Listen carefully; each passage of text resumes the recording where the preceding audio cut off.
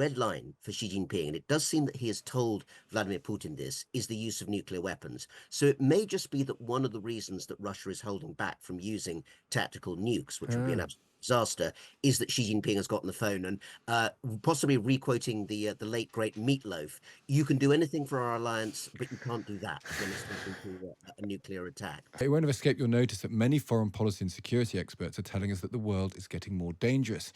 And perhaps the biggest concern is the way China and Russia are going closer to each other and are more hostile to the West. Well, you'll see that happening in the flesh today when Vladimir Putin visits President Xi in China. Putin is calling it the No Limits Partnership. Let's talk to one of the most respected China watchers, Rana Mitter. He's Professor of US-Asia Relations at the Harvard Kennedy School. Morning to you, Rana. Morning, Stig. It's always great to be on with you and Asma. You know, I think of the two of you as stigma, but only in the best possible way. I think stigma is good. We had another one, No, didn't we? I don't like it. Mirabelle. Yeah. I thought was quite nice. But anyway, Putin, I can see why Putin wants China, because it's an authoritarian regime that gives him cover, it gives him economic support, it might even give him military support. What does China want from Putin?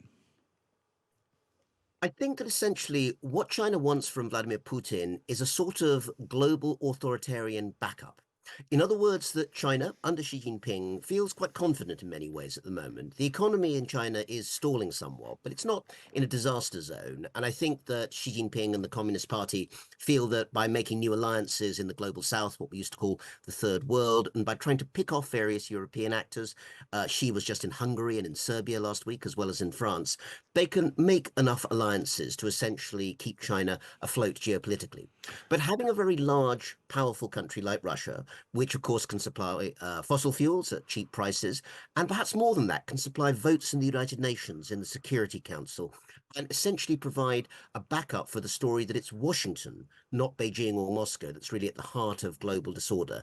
That's really what Moscow gives Xi Jinping in that sense.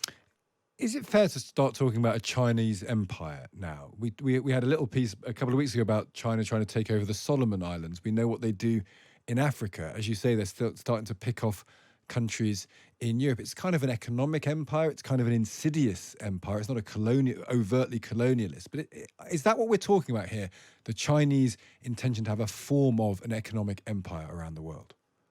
I think there's another term that probably does better service in this, Stig, and that's smart power. In other words, I don't think that China is trying to actually create an empire in the sense of being in direct control of many of these elements, even the economic ones. What it wants to do is to create enough ways in which countries and regions are dependent on China to essentially be able to influence their path. So I would say that if you wanted to focus in on one area and one only, which is really going to change the 2020s and the 2030s, look at technology.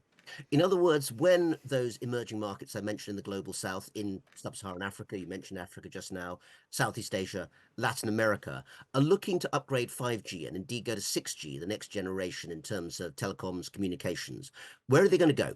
Well, in many cases, the answer is Huawei, ZTE, the big Chinese companies. Now, there's nobody forcing them to take these Chinese subsidized cyber provisions. And if the West actually had more competitive companies, there is Nokia, there is Ericsson, but they're smaller than Huawei, then they might go with those. But as it is, China is able to say, look, we've got the cheap technology of the future that you're going to have to boost your economy. And of course, once that's installed, as we know from the UK, it's very hard to get it out again. And that creates a sort of path dependency. So that's the sort of smart power that I'm talking about. And it's why, of course, we have this very ambivalent relationship with China. With Russia, we can't fight Russia because of the nuclear deterrent. With China, we can't threaten China because while we want to consider them a threat in lots of ways politically and probably a reflection of reality, they are this economic superpower, aren't they? And so that relationship they'll have with the global south or Latin America is not one they'll have with us, but it gives them economic weight, and it means they are a industrial economic player that the West collectively has to engage with in a friendly fashion at some level. Well, two quick things, Steve. First, on the nuclear issue, it's worth noting that although, as we know, China and Russia have become closer and closer, and China is in fact almost certainly supplying certain sorts of what are called dual-use technologies, civil and military, which Russia can make use of. They're not supplying weapons directly, to be fair. One thing that it does appear as a red line for Xi Jinping, and it does seem that he has told Vladimir Putin this, is the use of nuclear weapons. So it may just be that one of the reasons that Russia is holding back from using tactical nukes, which would be an Ah. absolute disaster, is that Xi Jinping has gotten the phone and possibly requoting the late great Meatloaf. You can do anything for our alliance, but you can't do that when it's come to a nuclear attack. In terms of the economic side of things, I think the picture you've drawn is very fair. But I think it's also fair to say that this is something that, in a sense, the West is also letting China do.